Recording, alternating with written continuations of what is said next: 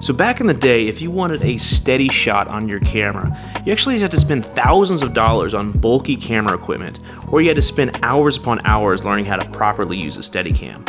Well, fortunately for us, the future is now, and you can actually get super smooth, steady shots by just using handheld camera work. There are literally dozens of additional ways you can properly stabilize your footage, whether it's shot on a professional camera or even just your smartphone. And the great thing is that you can combine many of these techniques to transform handheld footage into silky smooth video that looks like you spent a ton of money on professional camera gear. And that's what we're doing in this course. We're learning everything we can about how to get smooth footage. We'll start with a few out-of-the-box, no-budget options. We'll discuss the best types of cameras and lenses to use to get smooth footage. We'll go over some basic cheap gear that almost every video enthusiast already has. We'll also go over some professional equipment just so you know the possibilities of what's out there.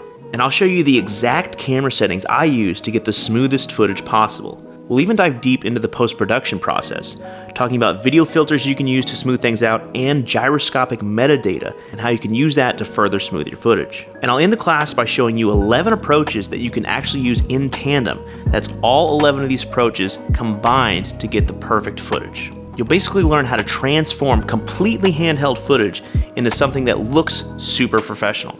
So if that sounds good, let's get into it.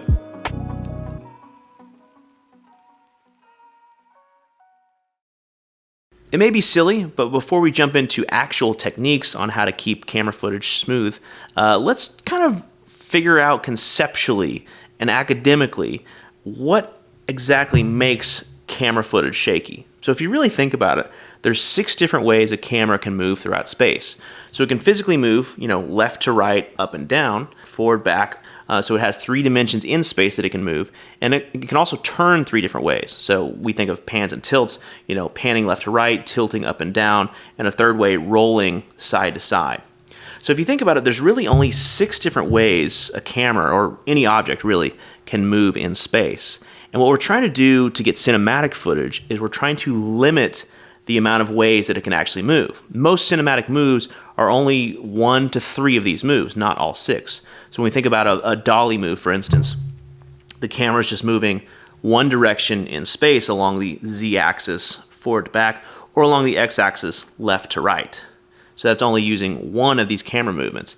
And maybe we want to push in and get a nice tilt on our subject at the end to show a powerful subject. So that's moving forward and tilting up as we do. That's using 2 of these movement methods versus the 6 possibles. So again, for cinematic movement, we're really trying to isolate all these moves down to just about 1 to 3, and that usually gives us the most cinematic footage possible. If we think about a movement that's associated with amateur camera work, we think about when we're going handheld, if we're walking up and down, the camera is moving along this y-axis up and down, and that kind of shows off the footsteps, usually isn't what we want.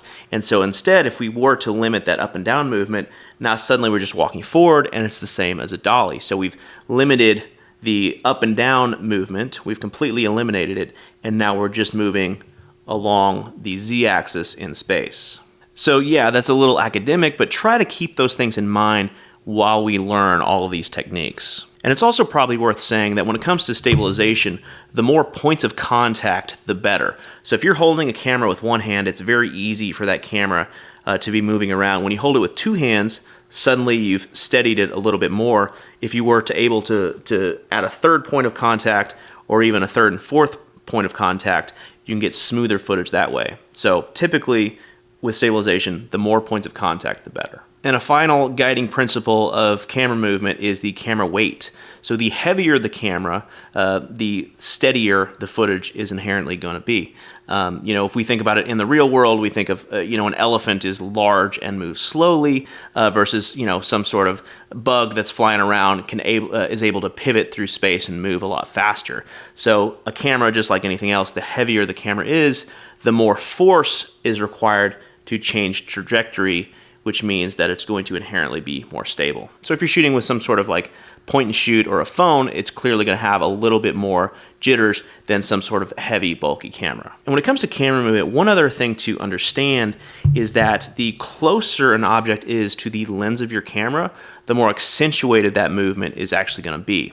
And when we think of like going on a road trip, we think of sitting in the passenger seat and looking out to the side. The mountain in the far background looks like it's just barely moving, right? The house in the midground is moving at a normal speed, and then street signs and things like that, cars in the foreground, are just moving by really, really fast. So it's the same with camera movement. If something's close to your lens, it's going to look like it's moving a lot more than if it's farther away from your lens. And that's just a concept that we want to know, because some of these movements are a lot smaller. Some of these movements, we're just moving the camera 2 or 3 feet, 1 or 2 feet.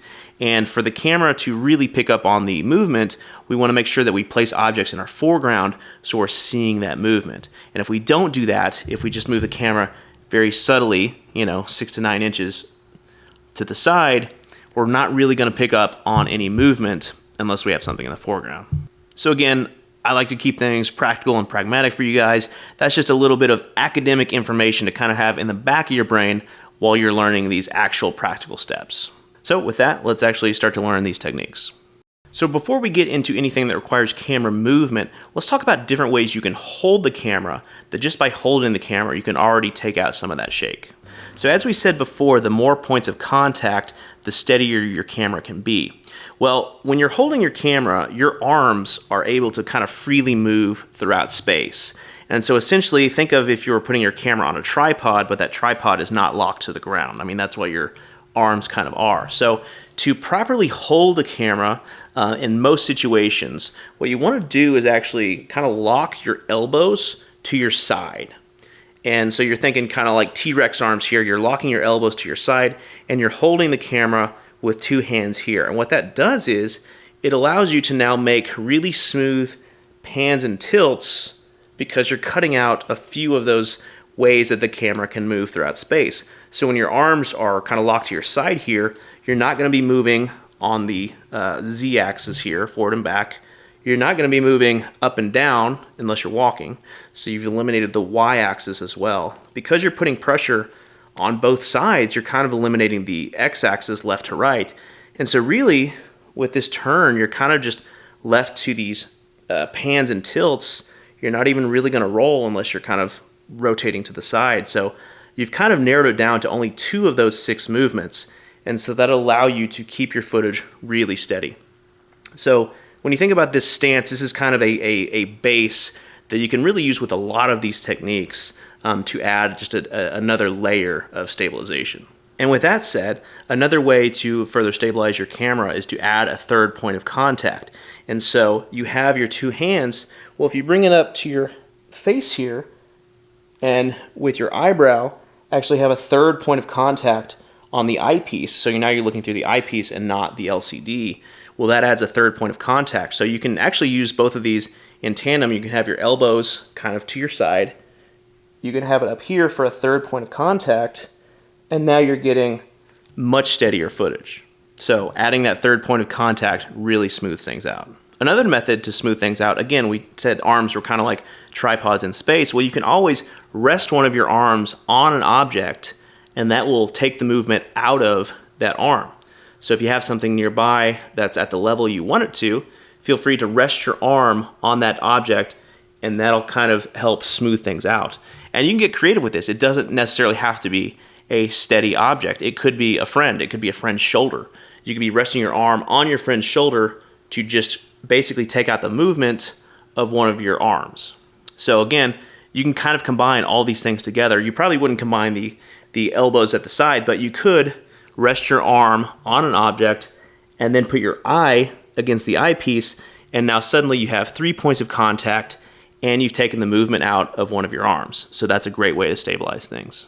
And this next one is actually one of my favorite ones that I use all the time, and that's actually adding 4 points of contact by taking the neck strap and putting it around your neck and pulling it tight right here.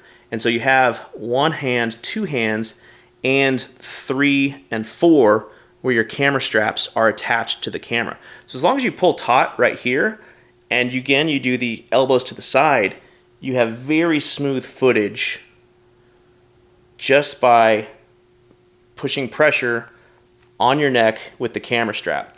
And what I love about this method is that it really does smooth things out, but it's also not a big, bulky glide cam or gimbal or slider. It's not something that, you know, if you're out somewhere, just maybe somewhere where maybe you shouldn't be, or maybe it's questionable that you're there taking footage, you just look like a tourist when you have the camera strap around your neck and you're shooting. You just have your camera and the strap. No one's going to stop you and say, "Excuse me, sir, what are you filming?" because you just look like anyone with a camera. And so this is a great technique to get great footage and also be a little bit stealth about what you're doing. So for the next part, we're going to go over camera movement. And I've actually broken it down into two different lessons. One, camera movement without any walking, and then the other, camera movement with walking. And so first off, we'll just go over the ones that don't require walking. So this is kind of leaning, lunging, kind of moving the camera through space without actually introducing footsteps, because footsteps add a whole layer of difficulty. And so we'll get to that in the next one. So the first one of these is the lunge. And so basically, you're spreading your legs side to side or forward and back, and you're doing a lunge with a weight shift side to side. And so to do this, you spread your legs out and you start with almost all your weight on one of the legs, and then you just slowly shift your weight to the other leg. And now this can be done again in tandem with those different ways to hold the camera. So you can do this with your elbows glued to your side. You can do the lunge with the camera strap around your neck as well to further stabilize the movement. And so this will take a little bit of getting used to. Again, you can do it side to side or you can do it forward and back. And because this is a subtle movement, really you're just moving maybe a foot and a half, you want to try to do this with an object in your foreground so it kind of shows off the camera movement that you're doing. And again, for this, don't move your feet, make sure they're planted and you're just shifting your weight, you're not stepping. For this next movement, it's pretty much exclusively an indoor movement. You can get a towel, a pillow, or even just a t-shirt lying around and put it under your camera. And from here, now what you can do is you can just pull on the t-shirt or the towel and suddenly you're mimicking a slider movement. So again, this is typically done on the Z-axis, forward and back, or on the X-axis, you can be doing it side to side.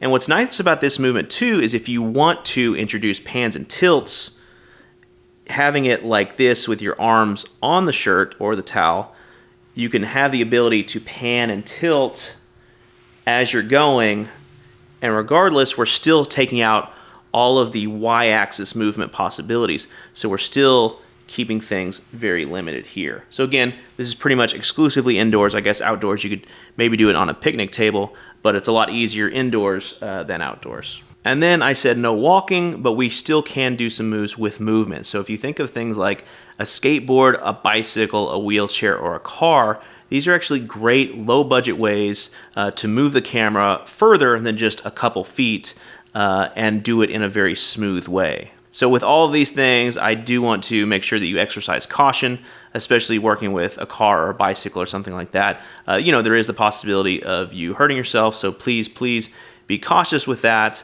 when you're doing those movements.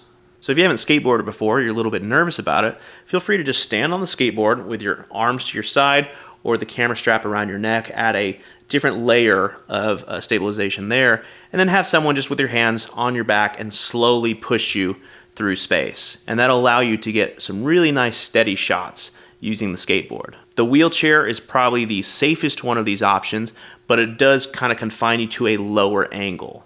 So that is something to think about. The bicycle, it might be nice to have someone in front of you holding the handlebars, pulling and walking backwards as you sit on the seat filming off to the side. And then finally, in the car, the passenger seat, you're moving a long distance, but with the car, there is some added bounce to it, right? And so a thing that I like to do in the car is if you have a sandbag, you can actually rest the sandbag kind of on the window and then put the camera on the sandbag. And what the sandbag does is it actually absorbs some of that bounce, some of that shock up and down, and it also allows you to kind of tilt and pan your camera as you're filming out the window. Those are all great ways to add some movement without breaking the bank and buying a dolly or buying a jib or a process trailer or anything like that.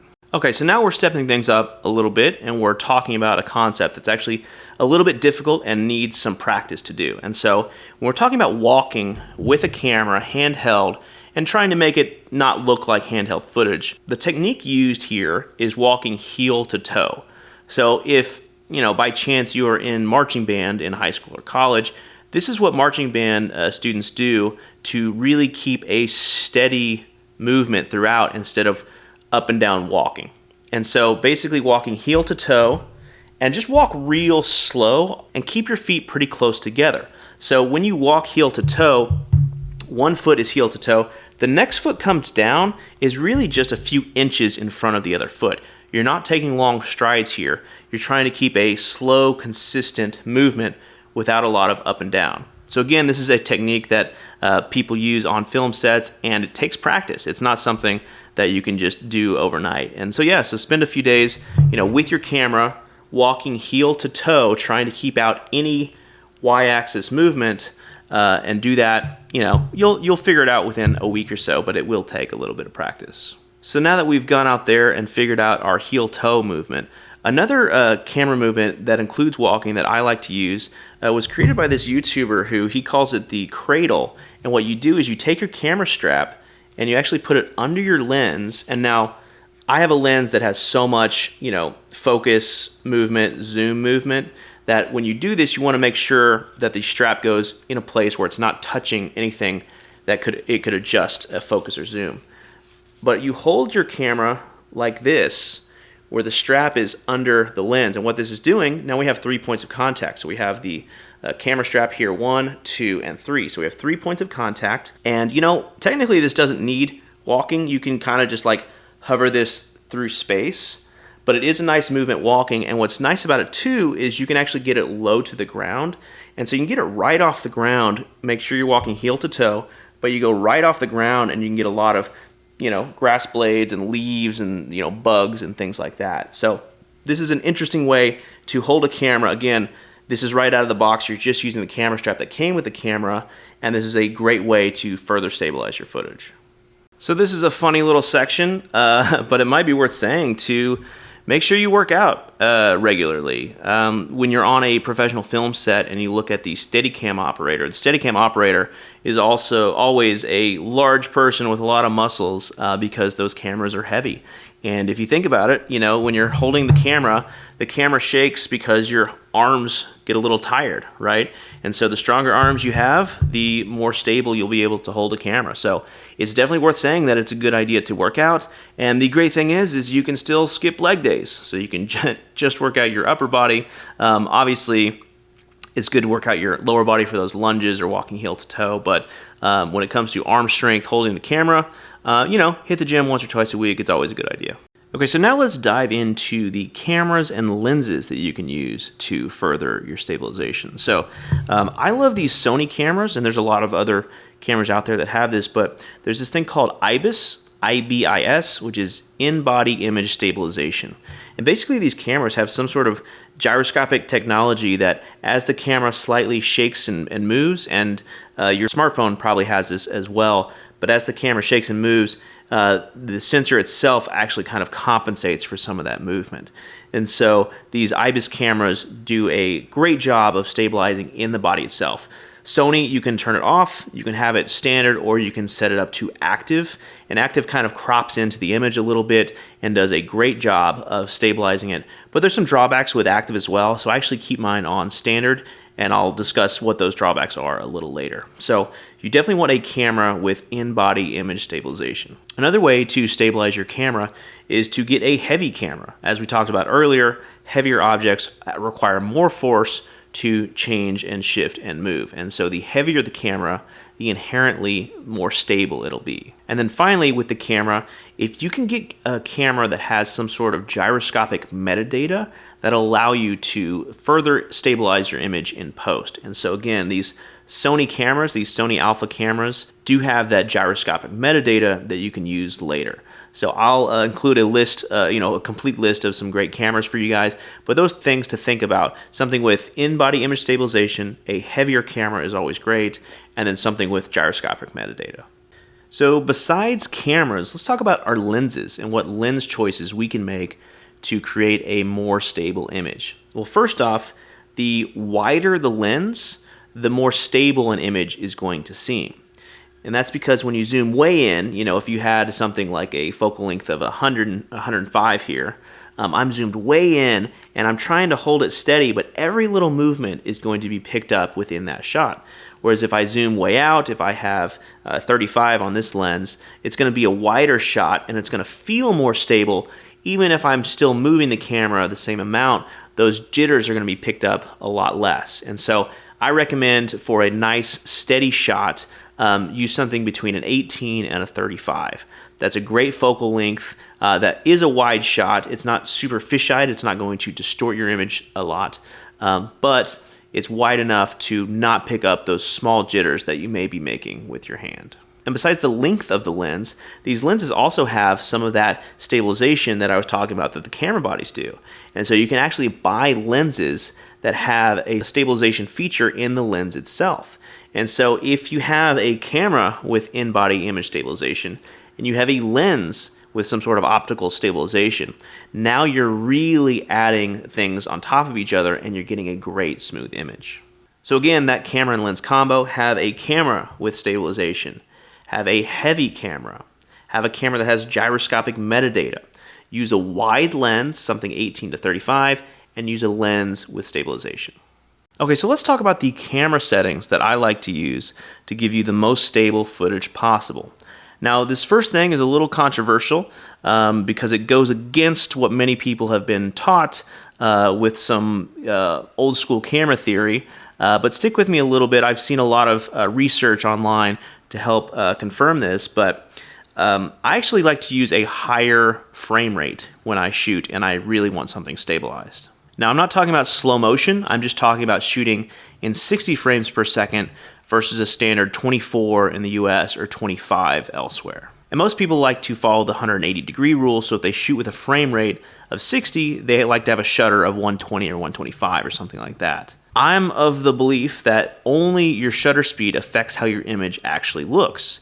And so when I shoot with a frame rate of 60, I like to have a shutter speed of 50 if that's possible on my camera. Sometimes the cameras don't allow that, so then I would have a shutter speed of 60. So shooting at 60 frames, what this allows me to do is when I do my post-processing later and I use these filters or these softwares that use the gyroscopic metadata, it has more frames to pull from, so it allows me to create a more stable image.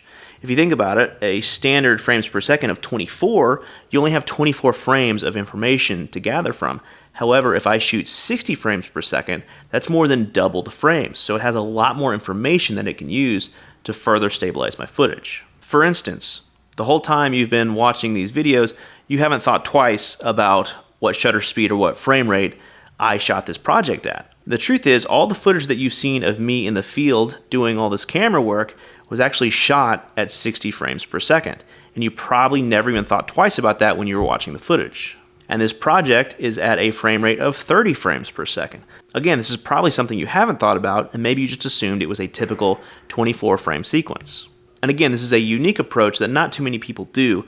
So if you are shooting a project with other people involved, you might want to just stick to normal 24 because that's kind of what's expected. However, if you have more creative control over the process, if you're editing it yourself and you're the only one touching the footage, maybe just go with the 60 frames per second because it really will allow you to get the smoothest footage possible. So shooting at a high frame rate will get you smooth footage. Another way to kind of cheat smooth footage is to shoot in slow motion.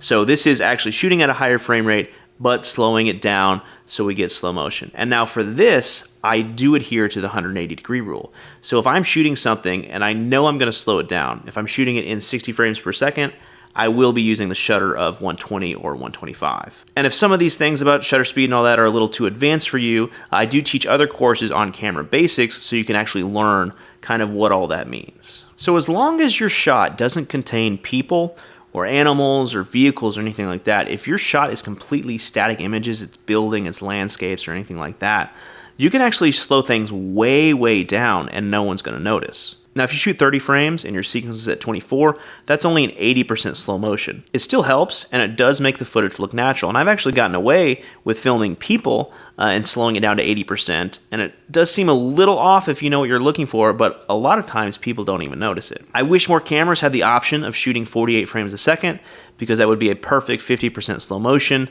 and that would be great, but a lot of these cameras actually don't do that. Now, 60 frames per second is probably ideal for any kind of slow motion that you're going to do that you're not going to present as slow motion.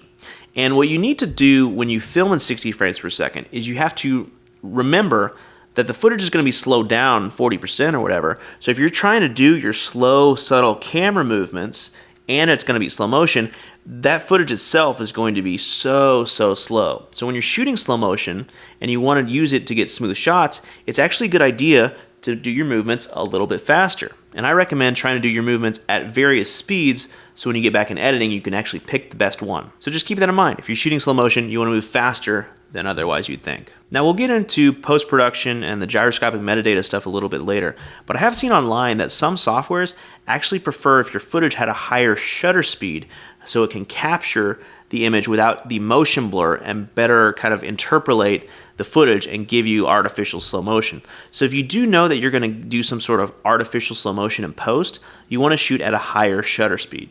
Typically, I don't like to do this because it does give the image a different quality than you're used to, but if the circumstance calls for it, go ahead and do that. And finally, a great setting to choose in your camera is just shoot at the highest resolution possible. Some of these stabilization techniques will kind of punch in on your image, and you don't want to lose resolution. And so because of that, if you shoot as high as possible and you only punch in, 8%, 10%, it's not going to be as noticeable. If you know you're going to master to 1080, definitely don't shoot 1080, shoot 4K. And so those are some of the camera settings I like to think about when trying to get the smoothest footage possible. Shoot high frames per second. If you can get away with it, maybe shoot slow motion. Think about shooting higher shutter speed if you know that's going to be right for you, and always shoot in high resolution. So let's go over some of the basic gear that you might already even own. The first is obviously the tripod. The tripod is the most essential piece of film equipment besides a camera and a lens. So when it comes to a tripod, you put the camera on the tripod. If you don't touch it, that is the most stable your shot can possibly be. It's not moving at all. With the tripod, you also have ways of panning and tilting, and that's pretty much the only movement of the tripod. We've cut all three of the movements in space, and there's no roll on a tripod, maybe some of the more expensive ones, but you're really just talking about panning or tilting. Now, we don't always have to use the tripod exactly as it's intended. One of the ways I love using a tripod is if you actually rotate the base and so that one leg is kind of directly pointed at you and the other two legs are away, you can shorten the leg that's close to you, and you can use the front two legs to kind of pivot the camera.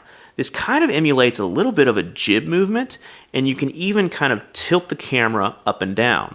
So with this movement, what you're doing is you're moving in space on the Z-axis, forward and back. You're moving in space up and down a little bit, and you're also tilting the camera up. So you're using 3 of these 6 methods of movement, and it's a shot that's designed to show off the power of a person. And it's a great way to use a super cheap piece of equipment to emulate something that's a bit more expensive. And you can always use a tripod as a monopod. And really what you're doing here is you're giving the camera more weight. And because you give it more weight, the shot's going to be more stable. Again, feel free to combine the monopod approach with the strap around the neck approach. So now you're giving the camera more points of contact. Like with many of these techniques, you can stack one on top of the other. Another basic piece of equipment is the monopod. The monopod is a great piece of equipment because it's super easy to pack, it's super easy to take with you, and it allows you to give the camera some weight, to add points of contact. And because the points of contact are so spread out from the monopod, one on the camera body and one on the monopod itself, because those points of contact are spread out, it gives the camera a more stable approach. And monopods are versatile. You can use them to crane up, you can use them to dolly side to side. You can do a lot with a monopod.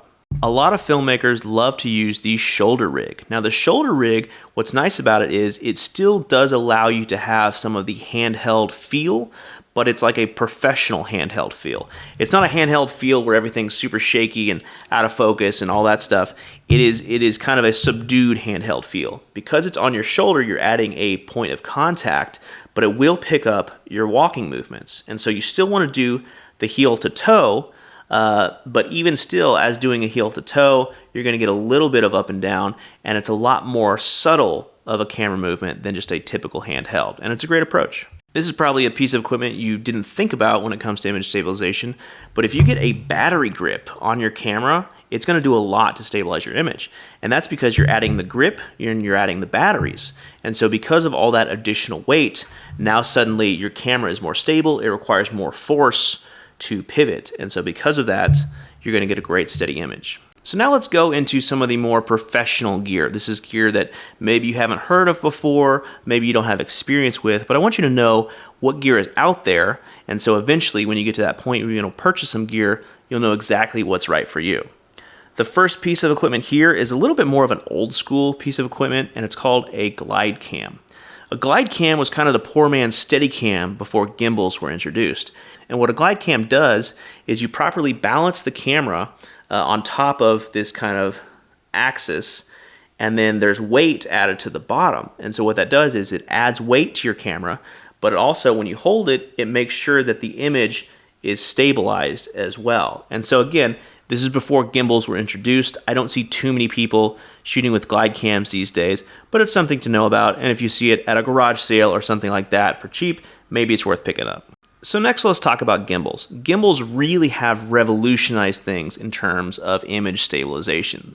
Gimbals have basically replaced Steadicams on any sort of lower budget film production, and gimbals are amazing. They're only a couple $100, and they really make you have a professional quality product. Out of all the professional camera gear that we're covering in this class, I do think gimbals are the best bang for your buck. If you do a gimbal on top of some of these other things that we've talked about with the camera image stabilization, the lens image stabilization, a wide lens, if you do a gimbal on top of these other things, you're going to have amazing professional video. There's another thing called an easy rig, and an easy rig is a great piece of equipment that does take some of the walking, the Y bounce out of your image. And so it's kind of like this harness, this shoulder strap thing that has a thing come from behind, and it holds the camera basically on a string that you're kind of, it's like a tripod up in the air almost. And so because of this easy rig, what it does is when you walk, it takes some of the shock off with you. And so you get a lot less of that Y image bounce. And it's also nice, it distributes the weight kind of more equally among your upper torso. And so it's a little bit of an older piece of equipment. It's a little bit expensive for what it is. I would rather opt for the gimbal over the easy rig, but it is similar to a shoulder rig in that it allows you to get a handheld look while still feeling professional. Sliders were a very popular piece of equipment back around 2005, 2010, and it's basically a mini dolly that just moves 2 to 4 feet side to side or forward and back. Now you can get motorized sliders, and those are pretty nice, and you get sliders that kind of just operate completely on their own. So it's a good piece of equipment if you want a moving camera as a second camera that you don't even want to man. So if you're doing interviews, you have multiple cameras, you want to give some movement to one of the other cameras, feel free to pop it on a motorized slider. Now, Steadicam is something that has been around for decades, and it is something that takes a little bit of learning. It is an old school thing, although they have modernized them now. There are now expensive Steadicams that use some of the gyroscopic technology that gimbals have, kind of combining the two. Steadicam usually requires you to be kind of fit, be kind of strong, because it is a lot of weight to your body. And on bigger films, they still use Steadicams because a lot of times the cameras they're working with are so heavy that it doesn't make sense to hold the weight like a gimbal. And so Steadicams are still in play, but you do see less and less of them on smaller budget stuff. And then past slider, we have a dolly. Now there are a few different types of dollies, ranging from a few $100s to a few $1,000s. But dollies are essentially big carts that you put the camera and tripod on, and you can kind of push along in space. Some of them use track, some of them don't. This is designed for a move that's maybe 5 to 20 feet or something like that. You could go a little longer, could go a little shorter, but what's nice about a dolly that you don't necessarily get from a gimbal is that it will be a perfect, forward movement or a perfect side-to-side movement. If you work with a gimbal, you might get a little bit of a pan or a tilt or something like that. And so because the dolly has the tripod on it as well, you're getting just perfect movement down one axis, and it does have a slightly different feel than if you try to do the move with a gimbal or with a Steadicam. Let's also talk about the jib. Now the jib is actually a specific type of movement, and so it does stabilize the camera, but it's not quite something that you would switch out a gimbal for a Steadicam or an easy rig for a shoulder mount or anything like that. The jib is actually on a long arm. The camera moves through space, so it kind of has, this is great for concerts and things like that. So it has kind of a swinging, swooping kind of camera movement. I wanted to include it here because it does keep things steady. It is, essentially a tripod that moves through air on a single arm, and it does have a distinct look as well. So I know that drones are kind of their own thing when it comes to cameras, but I figured this section makes a lot of sense in a camera stabilization course. And that's because drone footage is so steady. That has a lot to do with the gyroscopic technology that they use, but also the fact that they're so high above land and they use really wide lenses. And we currently live in a time where the cameras on drones are actually getting really, really good. In fact, the drone that captured most of this footage is the DJI Mini 2, which is currently $450 new. I'm sure you can buy one used for $350. And I will say that while the typical drone shot is high above land looking down, I do think that not enough people utilize drones with the camera low to the ground, moving more similar to a dolly or some sort of camera vehicle. Some of these newer clips are shot on the DJI Mavic 3, and the camera is so good on that drone that up close to subjects, it actually looks like a mid-tier camera. And what this allows you to do is it allows you to create dynamic shots that maybe start as like a medium shot of a subject, and then it flies away to some sort of extreme wide shot. So it's a good idea to get creative with drones. Everyone's seen the typical travel drone shots. I think it's a great idea to really vary up your drone shots. And I do teach another course on drones, if you do have the interest in learning those. I will say that DJI is currently the top brand when it comes to drones and the cameras that are on the drones. But other brands like Skydio have really, really good obstacle avoidance systems. DJI is getting better at that, and if the camera quality is your #1 priority, then DJI is definitely the way you want to go. Okay, so let's go over our gyroscopic metadata software options. If we're filming with a Sony camera, those are going to be Catalyst Browse or Catalyst Prepare. Now, Browse is the free version, and Prepare is the paid version with a few more bells and whistles, but Catalyst Browse should be good enough for us today. So let's go ahead and open up Catalyst Browse. And on the left here, you'll see all of our folders, and in the middle will be our media. So go ahead and navigate to where you have your files. And then from there, you can see this little shaky film icon. So that means that there is gyroscopic metadata on that clip, so that can be used to stabilize. It is worth noting that the XAVC-HS clips require online activation, and other formats such as the XAVC-S do not. So if you don't want to do online activation, make sure you're shooting in the proper format. So we're going to go ahead and find the clip that we want to stabilize. We're going to go to this 830 here. If you have a towel and a folding table, suddenly you have a small slider that you can kind of take anywhere with you. Once we found the clip that we want to stabilize, let's go down to Adjustments and then Stabilize Clip. From here, we see this window, and we can go ahead and click Analyze. And then as you noticed, it punched in a little bit there. Now, the stabilization mode, we can have either auto or manual, and I prefer auto because as you see, as you adjust the minimum cropping ratio here, we can go back to 100 and it'll scale out for us. It'll zoom out. There we go. But once it gets to the certain threshold, which it can no longer stabilize the footage anymore, which on this clip is about 92. If we go below 92, we're not zooming in anymore, which is great. We want to be as wide as possible with the biggest resolution we possibly can. Now, if we go to manual, it allows us to override that, and suddenly we can zoom way in, but now our resolution has dropped a ton, and we're degrading our image. So that's why I like auto. I just put it below the threshold, and it keeps it as wide as possible with the highest resolution that it can still stabilize, which is great. Now, another thing to note is that you can either stabilize the entire clip, or you can stabilize just a section of the clip by adjusting your in and out here. Now, personally, I like to stabilize the entire clip, and that's because sometimes I like to replace the media in the project, that's the original media that's shaky, I like to replace that media with the new stabilized version. And so to do that, we need to make sure that the duration is the same, so it's kind of a one-for-one replacement and it's not going to cause any issues. And so because of that, I like to stabilize the whole thing. It does take a little bit longer to render, but I don't consider that a huge downside. So once we get all our settings where we want it, we're going to click this icon right here, and we're going to set a destination folder. And basically, I like to create a folder that's where all my other footage is, just labeled Catalyst Prepare, Catalyst Browse Outputs, and then from there, that's where I save my file to.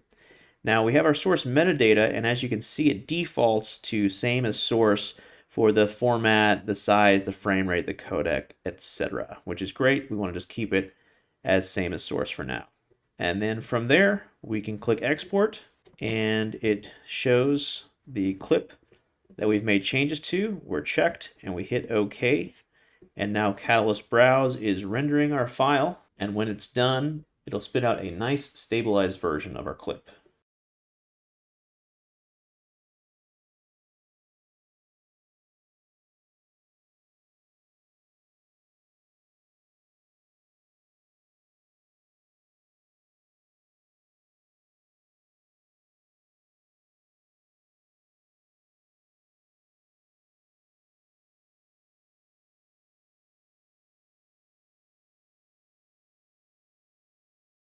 Okay, so we now have our clip here in Adobe Premiere. This is our original clip. It's a little bit shaky, but still not too bad considering it was just a towel on a folding table. So for this, we're going to go ahead and replace our media with the stabilized version that we've created in Catalyst Browse. So we want to right click or control click on our clip and then scroll down to make offline. Now make offline, it's very important. Media files remain on disk. I have no idea why they even give you the option to delete files here. I've seen one too many horror stories from that. So just make sure media files remain on disk as you do that. And now we are offline with our media. So again, we're going to right click or control click, scroll down, and right by where we had make offline, we have link media. Now we're going to go ahead and locate our media, and it defaults to the original clip here. And now I'm going to click on my Catalyst Prepare Outputs, and now we have the new version. Now, it's worth noting also that if you did want to change the file name instead of having two identical file names, maybe you want to add an underscore stabilized to the end or something like that. If the file name is different, we want to make sure that we unclick this display only exact name matches. And so if we unclick that, now suddenly we see everything in the folder and not just the one with the exact name. I didn't do that, so I don't need to worry about that, and it auto-populated right there for me. So I'm going to hit OK. And now we've replaced the clip with our new stabilized clip using the gyroscopic metadata. It looks a lot more stable, which is nice. So this works whether it's the entire clip laid out like this or if it's just part of the clip. Now, it is worth noting also that when you replace the media in this sequence, it's going to replace that same clip throughout the entire project. So any other instance of that clip in other sequences will now be the more stabilized version. If that's not something you want to do, then instead of replacing the media, go ahead and just import it as normal.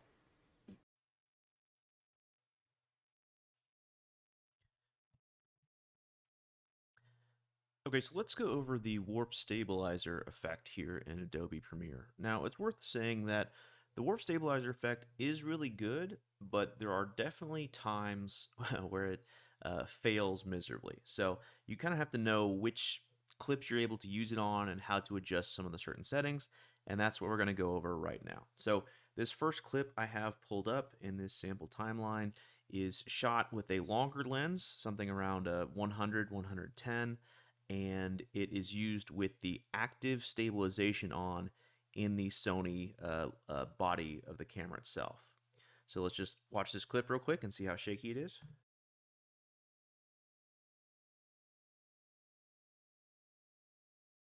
So to be honest, the active stabilization has done a pretty good job. We do notice a little bit of shake because of the long lens used here, but I do believe that this is a clip because it is so static. This is a good clip to use the warp stabilizer on.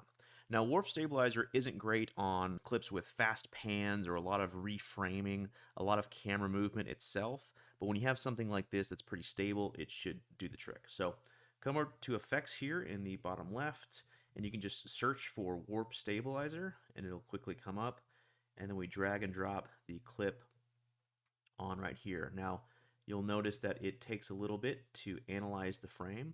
And you also, this is a good time to point out that it's a good idea to go ahead and adjust the clip from the exact in point to out point that you want to use. So you don't want to be using the warp stabilizer on a full clip and then adjust it later, because in Premiere itself, it actually forces you to re-render every time you adjust the length of the clip. So make sure you have the clip placed in exactly how you want. And you notice that cropped in a whole lot more than I thought it would. So let's go ahead and play this version of the warp stabilizer. 70 APS-C steady shot active.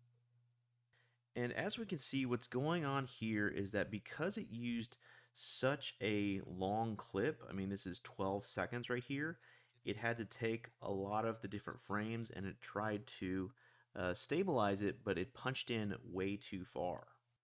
So let's go ahead and real quick, we can just go ahead and delete this effect since it wasn't quite doing what we wanted it to do. And like I said, we want to use the part of the frame that we think we'd actually use.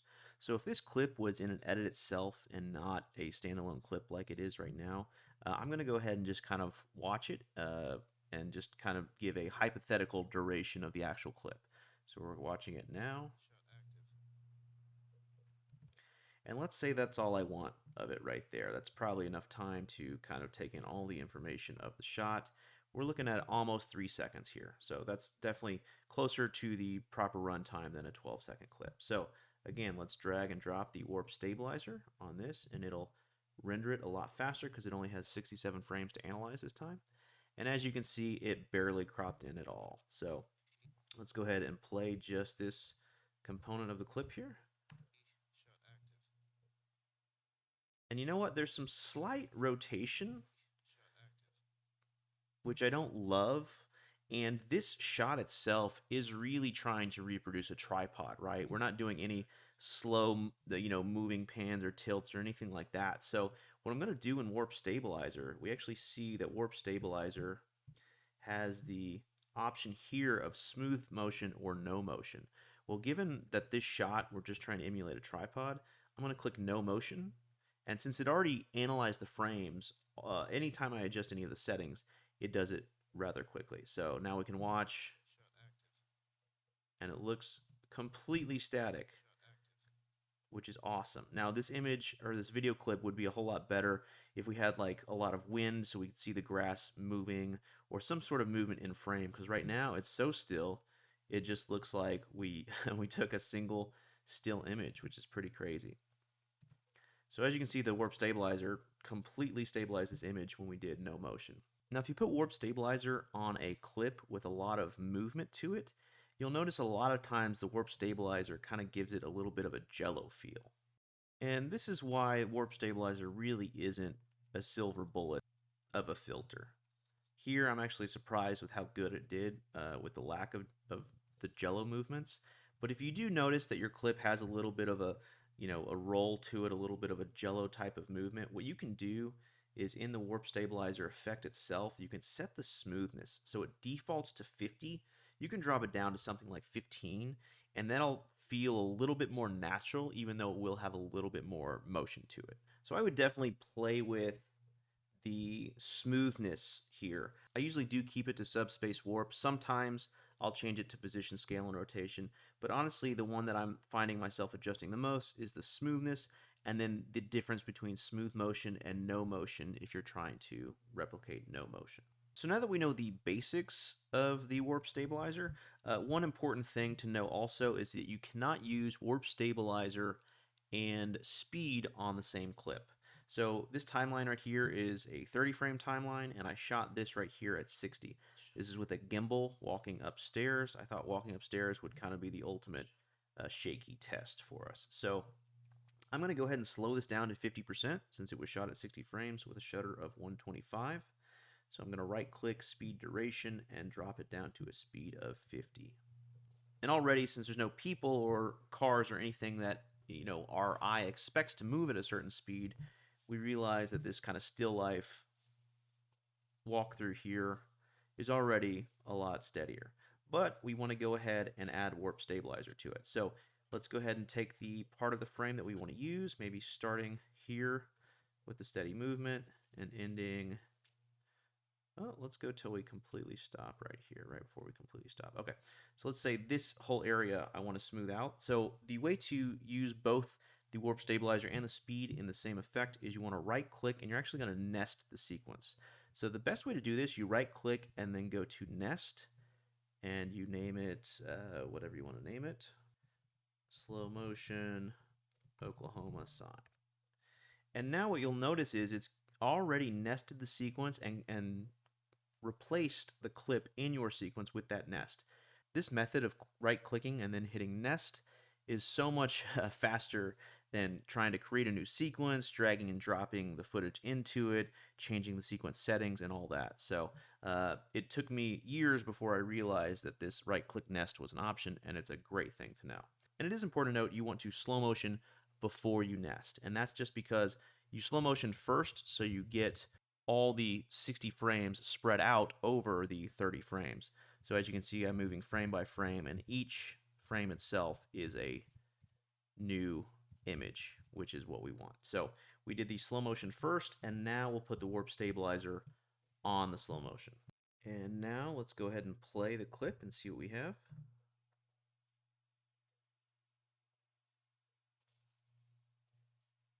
It's really not too bad. So again, this is gimbal moving up the stairs. There's a little bit of a movement right there, but if we take up the clip from here and walk through, I mean, that is a perfectly steady shot. We see no jelloing, which is great. And we have 3 seconds of perfect movement up the stairs. It's great. So again, just to quickly recap, with the warp stabilizer, you want to find the in points and out points, the exact duration of the clip that you're going to use.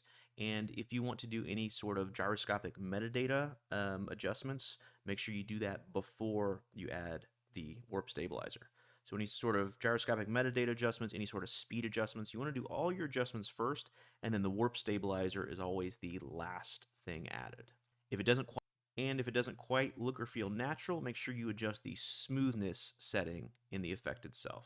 Okay, so now let's go over the stabilization in Davinci Resolve. I will say from the offset that the stabilizer in Davinci Resolve is better typically than the warp stabilizer in Adobe Premiere. Adobe Premiere oftentimes will give you a strange, jello-y, surrealist output that you often have to adjust a lot of little settings to try and make look more natural. However, Davinci Resolve does a lot of that for you. So here in Davinci Resolve, we have a clip kind of going through this little overgrown grass hay stuff outside the house. And it's moving, but it's also kind of panning in space. So what we want to do is open up our inspector here, and we scroll down to Stabilization.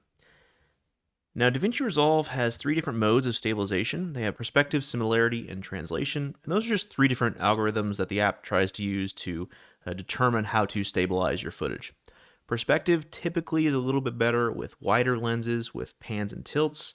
Similarity is typically a little bit better if you're trying to do a static image, and translation is typically better trying to do a moving image. Again, those are just kind of rules of thumb.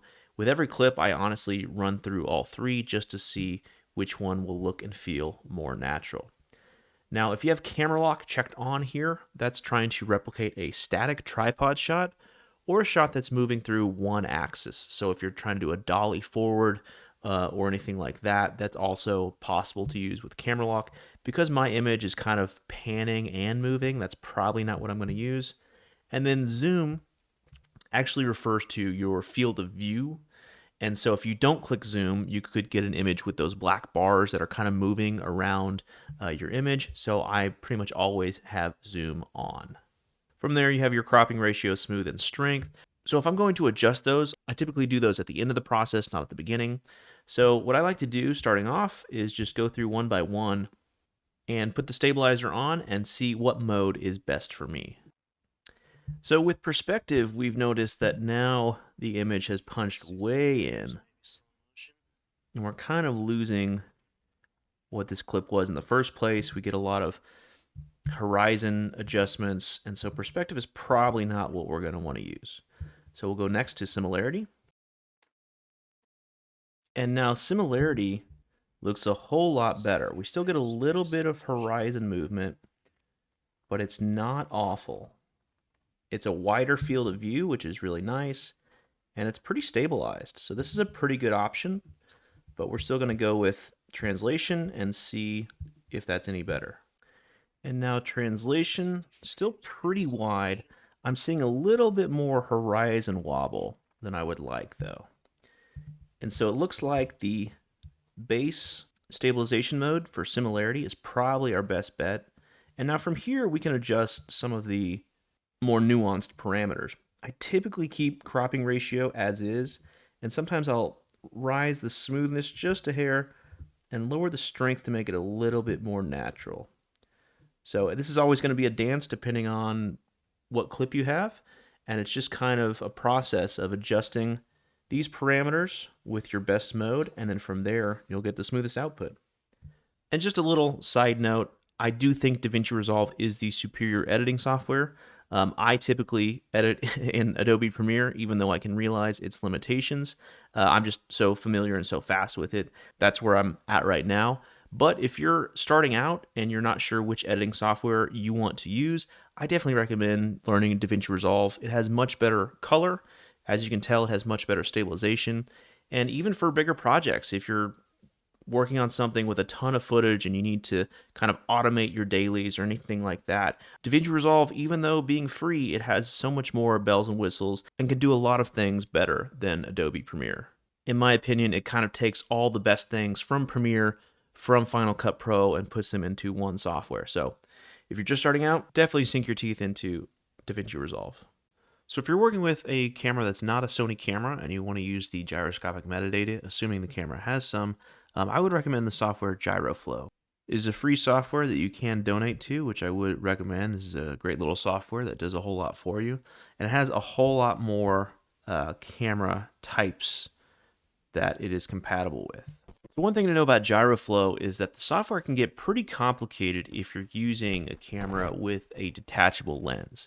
So if you're using something with a fixed lens like a GoPro, DJI, Insta360, or anything like that, it should be a pretty simple, straightforward software. It has the support you need, and it has some of these have the lens profiling and synchronization that you need as well. However, if you're using a camera with detachable lenses such as a Sony, a Blackmagic, or a Red, you're going to have to use your own lens profiling. And if you don't get that right, it can be a bit complicated. So if you are shooting on a Sony, I do not recommend GyroFlow. I recommend using Catalyst Browse or Catalyst Prepare. But if you're on a Blackmagic or a Red, you're going to have to go through these lens profiling steps that can be a little bit complicated. And so if that is your situation, I recommend going to the home page and going to Docs. From Docs, go to Lens Calibration, and it has a very lengthy explanation of how exactly you need to calibrate your lens.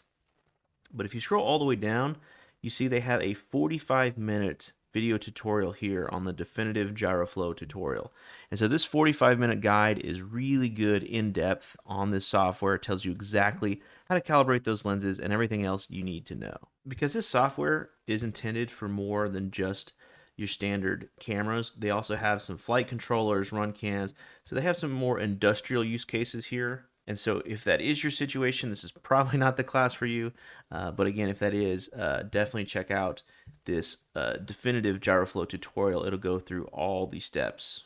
So this is what GyroFlow looks like. We'll go ahead and drag and drop our video into there. Now that we've dragged and dropped our video, we see that the lens profile is not loaded. Results will not look correct. Please load a profile for your camera.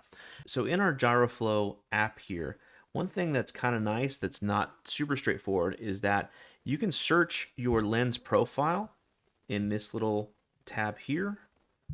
And what's nice is these are user created profiles and they have these star ratings, so if you know if they're any good. So you can type in exactly your lens that you're using and you can see if there's anything that matched. Now I was using my Sigma 24-70 on my Sony a7 IV, but unfortunately it looks like the only ones we have right here are one at 24 millimeters, that's 5 stars. We have one at 35, another one at 24. So I was shooting this at 70 millimeters with an APS-C crop, And so that's no one's situation here. So I would have to go ahead and go through and create my own lens profile there. But if you're shooting with something that's already been established by someone else, if it has 5 stars, that's great. You click on it, you load it in, and you should be good to go. So we want to go ahead and set up our lens profile. To do that, we want to hit Create New over here. And now we have the lens calibrator that opens up. And basically what happens is you see this little open calibration target. When you click on that, you'll get a screen that looks like this. This is the screen that you want to record using the lens that you used on the clip. Now, if it's a zoom lens, I would recommend trying to use the same focal length when you record this screen. That'll just help results. And if you click how do I calibrate my lens, it'll take you to a website, page not found, but if we come over here, we can see lens calibration. And it'll show you this video basically where you record the calibration image. I'm sure you can also use a chessboard or checkerboard or something like that. And it looks like he's kind of panning the camera around and putting it in all 4 corners. And he's placing the camera at different lengths away. So he's doing one up high, he's doing one up close, and that just, any kind of fisheye distortion or anything like that will also be calibrated into it. So take a second and go ahead and try to emulate this video right here. Now, as you can see, this software is a pretty in-depth software. You have a lot of low pass, rotation, gyro bias. You have a lot of jargon here. Field of view, smoothness. So you have a lot going on. So again, this software can start to feel a little bit overwhelming. But the main things to know are your lens profile. And then your lens profile, once you set your smoothing to default, your field of view you want to adjust until you have no more black bars around your image. You're going to play your image and then you're going to adjust accordingly. And so again, this software works great with fixed lenses. If you're on a higher end red or Blackmagic, it's going to be a little bit more difficult, and I definitely recommend checking out that longer tutorial put out by Gyroflow. But once you get your image to where you like it, you go ahead down here and click export, and it will render the clip. And it also is worth noting that if you use Davinci Resolve or Final Cut Pro, Gyroflow has plugins for both those, so that'll make things a little bit easier for you. So in this final class, let's just put together everything we've learned and figure out how to make the most stable camera setup possible. So it starts off with a heavy camera. So these little Sony Alpha cameras, they are lighter than ideal for steady footage. So if you had something like a Blackmagic camera or a Sony FX3, FX7, FX9, something like that, something bigger and bulkier, that would allow for steadier footage. So let's grab a big camera. Let's make sure that camera has some sort of internal body image stabilization as well. So a big heavy camera with some sort of stabilization built in already. As far as our lens choice, let's make sure that we get a wide lens, something 18 to 35, and let's make sure we get something with optical stabilization in the lens itself. We're not quite done with our setup yet. Let's go ahead and get a battery grip for our camera to add additional weight to it. And then before we go out and film, let's make sure that we're working out a few times a week, getting our muscles nice and big to be able to hold the camera without fatiguing too easily. Once we get on set, we need to adjust a few things in our camera. Let's make sure we're shooting at a high frame rate. I like to shoot at 60. If you're working with a bigger team, it might be good to go ahead and just shoot at 24 unless you've already talked that out with the producer, but a high frame rate is going to allow for better stabilization in post. That high frame rate could also be done in the place of slow motion.